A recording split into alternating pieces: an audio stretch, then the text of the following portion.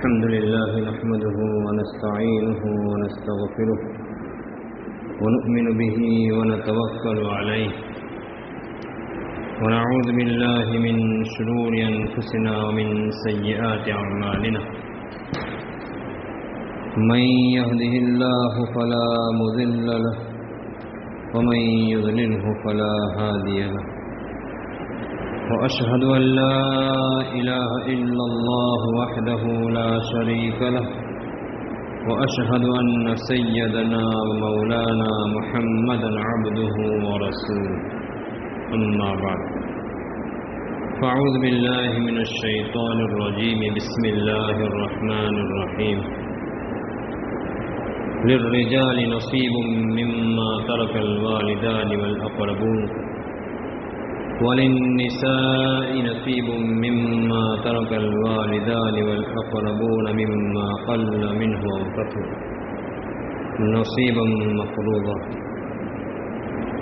وقال النبي صلى الله تعالى عليه وسلم أحرج مال الضعيفين المرأة واليتيم أو كما قال النبي صلى الله تعالى عليه وسلم. صدق الله العظيم وصدق رسوله النبي الكريم ونحن على ذلك من الشاهدين والشاكرين والحمد لله رب العالمين.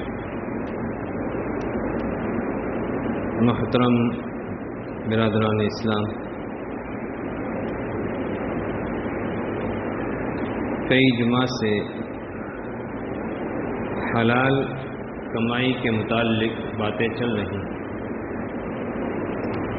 حلال کمائی میں ایک بہت بڑی رکاوٹ جس کو گزشتہ 2 جمعہ میں بیان کیا گیا وہ سود ہے، بیاج ہے. آج ایک الگ موضوع کو بیان کرنا مقصد ہے. وہ موضوع بھی بہت اہم ہے اور ہمیں اس کی بہت ضرورت بھی ہے. جس طریقے سے حلال کمائی میں دوسری رکاوٹیں ماسبق کے اندر بیان کی گئی، ویسے ہی حلال کمائی میں بہت بڑی رکاوٹ جو ہے وہ میراث ہے، وارثوں کا حق نہ دینا. یہ عجیب بات ہے کہ ہم ڈاکہ زنی، چوری، کسی کے مال کو چھین لینا، ہڑپ کر لینا، اس کو تو برا سمجھتے ہیں اور سمجھنا بھی چاہیے. لیکن اس ڈاکہ زنی اور مال ہڑپ کرنے اور چھیننے کی بدترین شکل جو ہے اپنے وارثوں کا حق نہ دینا ہے. ظاہر ہے وہ مال ہمارا نہیں ہے، وارثوں کا ہے، تو ہمارے لیے اس کا استعمال کرنا حلال اور نہیں ہے بلکہ حرام ہے. تو جس طریقے سے حرام کمائی آدمی کو لے ڈوبے گی، اسی طریقے سے یہ حرام مال بھی انسان کو لے ڈوبے گا. قرآن کریم میں اللہ سبحانہ و تعالی نے ہمارے مذہب اسلام کے اہم ترین ارکان، نماز ہے، روزہ ہے، حج ہے، زکوٰۃ ہے، ان ساری چیزوں کو اللہ تبارک تعالیٰ نے مختصر اجمالی طور پر بیان فرمایا ہے. اس کی تفصیل اللہ کے نبی صلی اللہ تعالی علیہ وسلم نے احادیث مبارکہ کے اندر بیان فرمائی. مثال کے طور پر فجر کی نماز کی 2 رکعت فرض جو ہے پورے قرآن میں آپ اٹھا کر کے دیکھ لیجئے، کہیں نہیں ملیں گے. ظہر کی 4 رکعت فرض قرآن میں اس کا تذکرہ صراحتاً 4 رکعت کے ساتھ نہیں ملے گا. یہ احادیث مبارکہ میں اللہ کے نبی صلی اللہ تعالی علیہ وسلم نے بیان فرمایا. اسی طریقے سے زکوٰۃ دینا، اب زکوٰۃ کتنی دینا یہ قرآن میں نہیں ملے گا. یہ حدیث سے نبوی میں اللہ کے نبی صلی اللہ تعالی علیہ وسلم نے بیان فرمایا ہے. یہ اللہ کے حبیب صلی اللہ تعالی علیہ وسلم کا بیان فرمانا یہ اللہ ہی کی طرف سے ہے۔ وما ينطق عن الهوى ان هو الا وحی یوحى، اللہ کے حبیب صلی اللہ تعالی علیہ وسلم جو باتیں تمہیں کہہ رہے ہیں وہ وحی ہی کے ذریعے کہہ رہے ہیں۔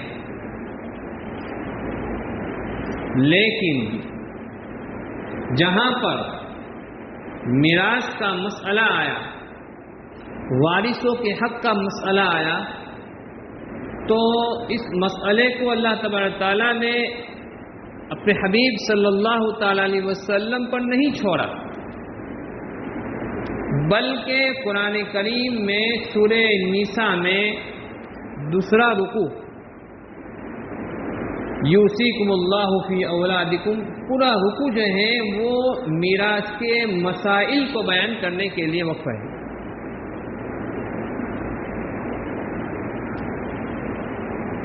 اس سے ہمیں اس کی اہمیت معلوم ہوتی ہے۔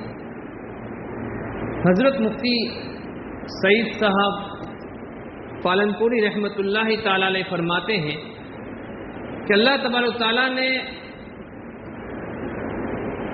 دو جگہوں پر بہت ہی خطرناک الفاظ استعمال کیے ہیں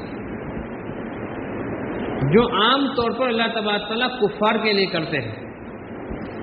وہ کیا آیت ہیں؟ یہ رکوع جو ہے اس کے آخر میں اللہ تبارک تعالیٰ فرماتے ہیں تلک حدود اللہ، یہ اللہ تبارک تعالیٰ کے قوانین ہیں، اللہ تبارک تعالیٰ کی حدیں ہیں۔ ومن یطع اللہ ورسولہ یدخلہ جنات تجری من تحتها الانہار، جو اللہ تبارک تعالیٰ کی ان گویا کے حدود کا لحاظ کرے گا، اطاعت کرے گا، فرمانبرداری کرے گا، تو اللہ تبارک تعالیٰ ان کو جنت میں جس کے نیچے نہریں جاری ہیں داخل فرما دیں گے۔ وذالک الفوز العظیم فرمایا، اور یہ سب سے بڑی کامیابی ہے، جنت مل جانا یہ سب سے بڑی کامیابی ہے۔ پھر آگے کیا فرمایا؟ ان لوگوں کے لیے جو نہیں مانتے ہیں، ومن یعص اللہ ورسولہ، جس نے اللہ اور اس کے رسول کی نافرمانی کی، ویتعد حدودہ، اور اللہ تبارک تعالیٰ کی حدود کو پھلانگا، اللہ تبارک تعالیٰ کی حدود کو چھوڑ کر کے آگے بڑھ گیا، یدخلہ نارا خالدا فیہا، اللہ تبارک تعالیٰ اس کو ہمیشہ ہمیشہ جہنم میں داخل فرمائیں گے۔ اوپر بات کافروں کی نہیں چل رہی تھی، مسلمانوں کے متعلق بات چل رہی تھی تقسیم میراث کی۔ یہ ایک موقع ہے، اور دوسرا موقع ہے کسی مسلمان نے مسلمان کو جان بوجھ کر قتل کیا تو اس کا بدلہ بھی جہنم ہے ہمیشہ ہمیشہ۔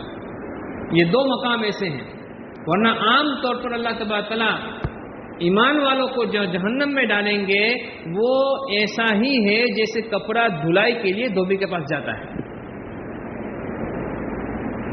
مقصد اس کا کیا ہوتا ہے کہ صاف ستھرا ہو کر کے کسی انسان کے بدن کی زینت بنے گا، تو اللہ تبارک تعالیٰ گناہوں سے پاک کر کے دوبارہ اس کو جہنم سے نکال کر کے جنت میں پہنچائیں گے۔ یہ عام قرآن کریم میں جہاں پر بیان کیا گیا اس کا مفہوم یہی ہے، لیکن یہ مقام ایسا ہے کہ اللہ تبارک تعالیٰ فرماتے ہیں اس کو ہمیشہ ہمیشہ رکھیں گے۔ ہمیں بہت اس سے ڈرنے کی ضرورت ہے۔ میں نے ابھی جو آیت کریمہ پڑھی انشاءاللہ اس کا شان نزول بیان کروں گا۔ حضرت اوس ابن ثابت رضی اللہ تعالیٰ عنہ ان کا انتقال ہو گیا۔ انہوں نے اپنے بعد 3 بچے تھے اور ایک بیوہ یعنی ان کی بیوی تھی۔ بچوں میں ایک لڑکا اور 2 لڑکیاں، بچے نابالغ تھے۔ عرب کا دستور جو چلا آ رہا تھا وہ یہ تھا کہ عورتوں کو تو وارث بناتے ہی نہیں تھے، چاہے بچی ہو، نابالغ ہو یا بالغ ہو، عورت وارث نہیں ہوگی۔ اور اگر بچہ ہے نابالغ ہے تو وہ بھی وارث نہیں ہوگا۔ یہ ایک غلط رسم تھی۔ لہذا حضرت اوس رضی اللہ تعالیٰ عنہ کے انتقال کے بعد ان کے چچا زاد بھائی آئے اور کہا کہ آپ کے بچے آپ تو وارث ہوں گے ہی نہیں، بیوی سے کہہ رہے ہیں، بیوہ سے کہہ رہے ہیں، عورت ہے اور 2 بچیاں بھی وارث نہیں ہوگی اور لڑکا بھی وارث نہیں ہوگا اس لیے کہ نابالغ ہے۔ لہذا پورا مال وہ لے کر کے چلے گئے۔ انہوں نے اپنے چچازاد بھائی سے یہ کہا کہ بھائی ایک کام کرو، جب آپ میرا مال لے کر کے جا رہے ہو تو میرے بچے بھی آپ لے جاؤ، ان کو سنبھالنا، ان کی تربیت کرنا اور ان کی وقت پر شادیاں اور نکاح کرا دینا۔ میں کیا کروں گی مگر مال سے؟ لہذا انہوں نے ان سے انکار کر دیا۔ یہ عورت بیوہ جو تھی اللہ کے حبیب صلی اللہ تعالی علیہ وسلم کی خدمت میں حاضر ہوئی اور فرمایا کہ اللہ کے حبیب صلی اللہ تعالی علیہ وسلم، ایک تو میرے شوہر کے انتقال کا غم، دوسرا یہ کہ میرے پاس جو مال تھا وہ بھی چچا زاد بھائی جو تھے وہ لے گئے، میرے پاس تو کچھ نہیں ہے۔ میں نے یہ بھی کہا کہ میرے بچوں کو بھی لے جاؤ، ان کو تم سنبھالو، ان کے لیے بھی وہ تیار نہیں ہے۔ اللہ کے حبیب صلی اللہ تعالی علیہ وسلم نے سکوت اختیار فرمایا، خاموش رہے کہ اللہ تبارک تعالیٰ تمہارے بارے میں کوئی فیصلہ فرمائے۔ یہ ظالمانہ قانون تھا جو آج دنیا میں بھی نافذ ہوئے چل رہا ہے، جان کر یا انجان کر ہم اس کو گویا کہ نافذ کر رہے ہیں۔ کتنا احتیاط ضروری ہے انشاءاللہ میں آگے بیان کروں گا۔ اس کے بعد یہ آیت نازل ہوئی جو میں نے پڑھی آپ کے سامنے، للرجال نصیب مما ترک الوالدان والاقربون، مردوں کے لیے بھی ماں باپ نے اور رشتہ داروں نے جو چھوڑا ہے اس میں حصہ ہے۔ وللنساء نصیب مما ترک الوالدان والاقربون مما قل منه او کثر، اور عورتوں کے لیے بھی اللہ تبارک تعالیٰ نے حصے متعین فرمائے ہیں، چاہے وہ مال تھوڑا ہو یا زیادہ ہو۔ مرنے والے کا معمولی سا مال، چاہے وہ ایک سوئی ہی کیوں نہ ہو۔ آج ہمارے معاشرے کے اندر ایک غلط رسم چل پڑی، عام طور پر غسل دینے والا ہوتا ہے یا غسل دینے والی ہوتی ہے، تو وہ مرنے والے کے کپڑے کے جوڑے وغیرہ ان کو ایسے ہی دے دیے جاتے ہیں۔ بعض مرتبہ ان کے رشتہ داروں میں، وارثوں میں نابالغ بچے بھی ہوتے ہیں۔ نابالغ بچے اگر اجازت دے تو بھی ان کی اجازت کا اعتبار شریعت نے نہیں کیا۔ اس لیے ہمیشہ کوئی بھی چیز دے تو اس چیز کو دینے سے پہلے اس کا حساب ہونا چاہیے، کیونکہ وہ میراث ہے۔ اگر 5 بچے ہیں اس میں سے 2 بالغ ہیں 3 نابالغ ہیں تو نابالغ بھی برابر کے شریک ہیں اس میں۔ اب اس کی آپ اجازت لیں گے تو نہیں چلے گا۔ ایک بزرگ تھے، وہ ایک بیمار کی عیادت کے لیے تشریف لے گئے۔ یہ احتیاط اور تقویٰ اور پرہیزگاری کتنی اہم چیز ہے، ذرا اس کو سمجھیے۔ دیکھا کہ یہ بیمار جو ہے ان کا آخری وقت ہے، قریب ہے کہ ابھی ان کی روح ابھی پرواز کر جائے گی۔ وہ وہیں پر ٹھہرے رہے، دیکھا کہ اب جسم سے روح نکل چکی ہے، تو وہ چراغ جل رہا تھا، رات کا وقت تھا، اندھیرا کی وجہ سے چراغ جل رہا تھا۔ انہوں نے فوراً جیسے یہاں روح پرواز کر گئی، اس آدمی کا انتقال ہو گیا، اس چراغ کو فوراً بجھا دیا۔ جیسے آج کل یوں کہو کہ گھر میں ایک آدمی کا انتقال ہوا، گھر والوں نے لائٹ بند کر دی۔ کسی نے پوچھا کہ حضرت یہ کیا کیا آپ نے؟ کہا کہ میں آپ کو پیسے دے رہا ہوں، آپ تیل لے کر کے آئیے، کیروسین لے کر کے آئیے، وہ چراغ جلائیے۔ کہا کیوں؟ کہا کہ یہ چراغ جو تھا اس کی ملکیت تھا مرنے والے کی، اب اس کی ملکیت نہیں رہا، اب تو یہ وارثوں کا حق ہو گیا، اس لیے وہ اپنے جیب سے پیسے دیے اور تیل منگوا کر کے چراغ جلایا۔